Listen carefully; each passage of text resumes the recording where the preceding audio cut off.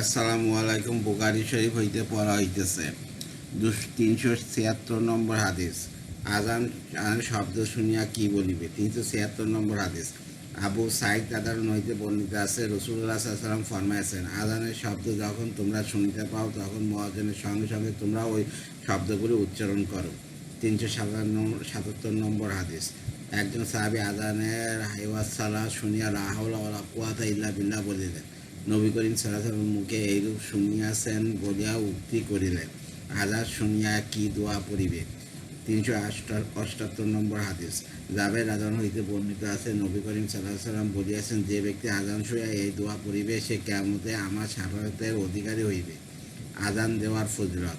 379 নম্বর হাদিস। আবু হুরায়রা আজান হইতে বর্ণিত আছে, রাসূলুল্লাহ সাল্লাল্লাহু আলাইহি ওয়াসাল্লাম ফরমাইয়াছেন, মানুষ যদি জানিত আজান দেওয়া মহৎ ফজিলত কি, তবে লটারি করিয়া হইলেও আজান দেওয়ার সুযোগ সন্ধানী হইত। এই দোয়ার বন্ধনীর মধ্যবর্তী শব্দগুলি বুখারী শরীফ ভিন্ন অন্য হাদিসে উল্লেখ আছে।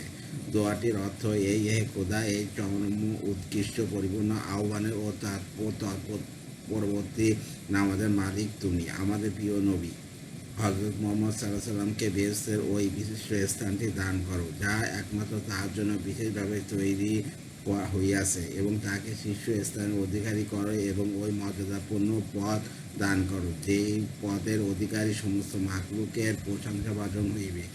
এই বিষয়ে তুমি নিজে অঙ্গীকারবদ্ধ, তুমি কখনো অঙ্গীকার ভঙ্গ করো না। জোহরের নামাজ জামাতে পড়ার ফজিলত জানিতে পারিলে উহার প্রতি ছুটিয়া আসিত, এবং এশা ও ফজরের নামাজের জন্য মসজিদে আসিবার মর্তবা জানিতে পারিলে হামাগুড়ি দেওয়া হইলেও এই সময় মসজিদে উপস্থিত হইত।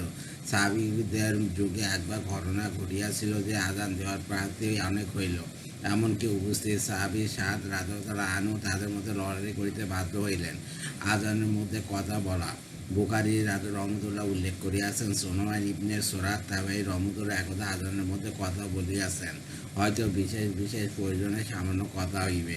হাসান বসরি রহমতুল্লাহ বলিয়াছেন, হাসিলে আজান বা একমাত্র ভঙ্গ হইবে না। মাসালা আজান বা একামতের মধ্যে সামান্য কথা বলা মাকরুহ, এমনকি যদিও উহা উত্তম কথা হয়, যেমন সালাম করা বা আলহামদুলিল্লাহ বলা ইত্যাদি। আর কথার পরিমাণ বেশি হইলে আজান ও একামত ফাসেদ হইয়া যায়। ওইরূপ আজান বা একামত দোহারাতেই হইবে। ফয়জুল বারী 2 থেকে 169। কেউ সময় বলিয়া দিলে অন্ধ ব্যক্তির আজান দিতে পারে। 380 নম্বর হাদিস। আব্দুল্লাহ ইবনে উমর রাদিয়াল্লাহু হইতে বর্ণিত আছে, রাসূলুল্লাহ সাল্লাল্লাহু আলাইহি ওয়াসাল্লাম সাহাবীগণকে বলিতেন, বেলাল শেষ রাতে তাহাজ্জুদ নামাজে আজান দিয়া থাকে, তাই রোজার সময় বেলালের আজান শুনিয়া পানা বন্ধ করিও না, যাবৎ ইবনে উম্মে মাকতুমের আজান না হয়। ইবনে উম্মে মাকতুম একজন অন্ধ সাহাবী ছিলেন। তিনি ফজরের আজান দিয়া থাকিতেন। কোনো ব্যক্তি যখন তাকে খবর দিত ভোর হইয়াছে, তখন তিনি আজান দিতেন। ব্যাখ্যা। রাসূলুল্লাহ সাল্লাল্লাহু আলাইহি ওয়াসাল্লামের জামানায় তার মসজিদে ফজরের পূর্বে রাতের শেষ ভাগে তাহাজ্জুদের নামাজের আজান দেওয়া হইত, এই উদ্দেশ্যে যে যারা এখনো শুইয়া আছেন তাহারা সত্বর উঠিয়া কিছু তাহাজ্জুদ পড়িয়া লন, ভোর হইয়াছে। তাহাজ্জুদের এই আজান দ্বারা যেন বিভ্রান্ত না হয়, সেজন্য রাসূলুল্লাহ সাল্লাল্লাহু আলাইহি ওয়াসাল্লাম সকলকে সতর্ক করিয়াছেন। ইমাম বুখারী রহমতুল্লাহ এই হাদিস দ্বারা আরেকটি মাসআলা প্রমাণ করিয়াছেন যে ফজরের আজান সুবহে সাদেকের পূর্বে দেওয়া যায় না, কারণ এই হাদিস দ্বারা স্পষ্ট প্রমাণিত হয় যে সুবহে সাদেকের পূর্বের আজান তাহাজ্জুদের আজান হইয়া থাকে। ওই আজান ফজরের জন্য যথেষ্ট নয়, ফজরের জন্য পুনরায় সুবহে সাদেকের পর আজান দিতে হইবে। আজান ও একামতের ব্যবধানের পরিমাণ। আজান ও একামতের মধ্যে কী পরিমাণ সময়ের ব্যবধান হওয়া চায় সে সম্পর্কে শরিয়াতে পূর্ণ নির্ধারিত কোনো পরিমাণের বাধ্যকতা নাই। বুখারী রহমতুল্লাহ ও কোনো নির্ধারিত পরিমাণ উল্লেখ করেন নাই। আজান ও একামতের মধ্যে নামাজ পড়ার আদেশে বর্ণিত 382 নম্বর হাদিসটি বর্ণনা করিয়া ইঙ্গিত করিয়াছেন যে আজান ও একামতের মধ্যে ব্যবধান হওয়া চাই। তিরমিজি শরীফের জাবের রাদিয়াল্লাহু আনহু হইতে বর্ণিত একটি হাদিসে নবী করিম সাল্লাল্লাহু আলাইহি ওয়াসাল্লাম বেলাল আজমকে আদেশ করিয়াছিলেন, আজান ও একামতের মধ্যবর্তী এই পরিমাণ সময়ের ব্যবধান রাখিও, যাহাতে পানাহারে লিপ্ত ব্যক্তি পানাহার হইতে এবং মলমূত্র ত্যাগকারী তার ভোজন হইতে অবসর হইয়া নামাজের জামাতে শামিল হইতে পারে।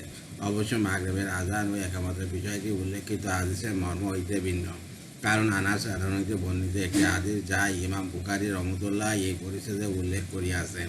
হাদিসটির অনুবাদ অন্যান্য সুন্নত নামাজ পরিচিত হইবে। উক্ত হাদিসের উল্লেখ আছে মাগরিবের নামাজের আযান ও ইকামতের মধ্যে অতি সামান্য ব্যবধান হইত।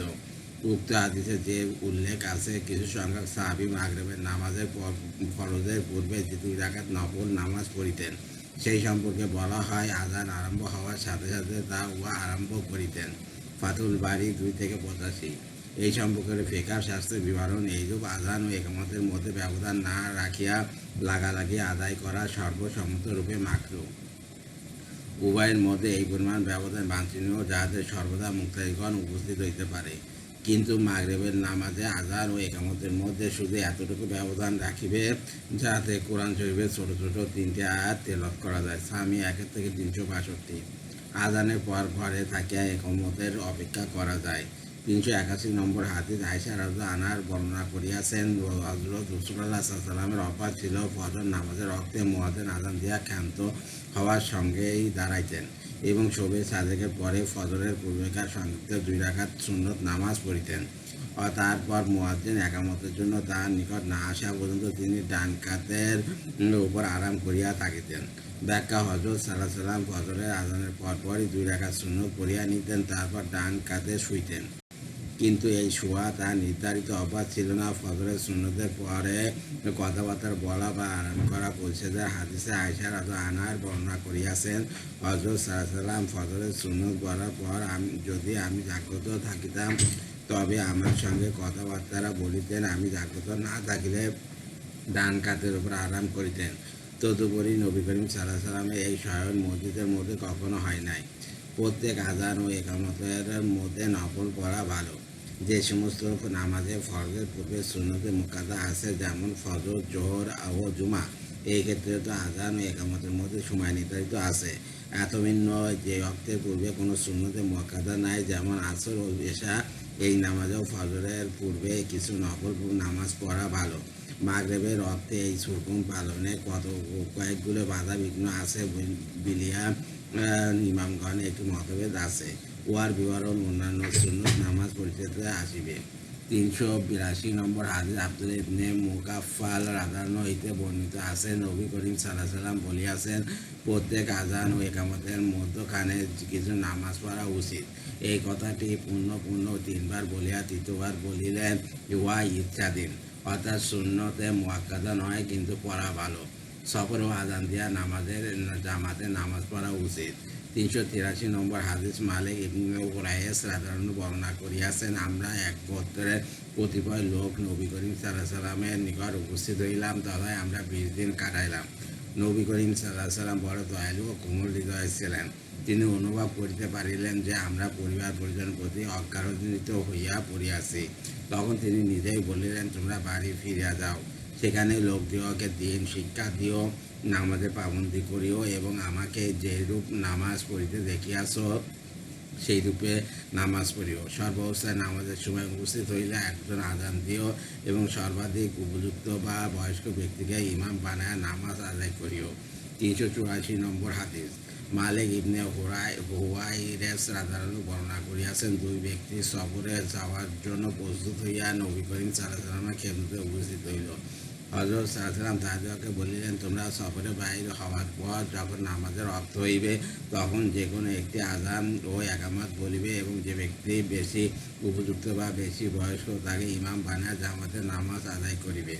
385 নম্বর হাদিস ইবনে উমর রাদিয়াল্লাহু একদা তুফান ও ভয়ঙ্কর শীতের রাতে নামাজের আযান দিলেন। আযান শেষে উহাও বলিলেন যে সকলে নিজ নিজ স্থানে নামাজ পড়ুন, অথবা তিনি বর্ণনা করিলেন রাসূলুল্লাহ সাল্লাল্লাহু আলাইহি ওয়াসাল্লাম সফর অবস্থায় ভীষণ শীত বা বৃষ্টিপাতের রাতেও মুয়াজ্জিনকে আদেশ করিতেন আযান দিতে এবং সকলে একত্র হওয়া কষ্টকর, তাই আযানের পর উহাও বলিতে আদেশ করিতেন যে প্রত্যেকে নিজ নিজ স্থানে নামাজ পড়িয়া নাও। ব্যাখ্যা আযানের মধ্যে হাইওয়া সালা নামাজের প্রতি হাইয়াল ফালা, দিন দুনিয়ার মঙ্গল ও কল্যাণের তথা নামাজের প্রতি আশা বিশেষ আদেশ রইয়াছে। এই আদেশ মুয়াজ্জিনের মুখ হইতে নিষিদ্ধ, কিন্তু প্রকৃত বাস্তবে উহা আল্লাহ তাআলার তরফ হইতে বিঘোষিত। আল্লাহর বান্দাগণ এই আহ্বান ও আদেশ শুনিয়া বসিয়া থাকিতে পারে না। সাহাবীদের জামানায় মুসলমানদের অবস্থা এইরূপ ছিল।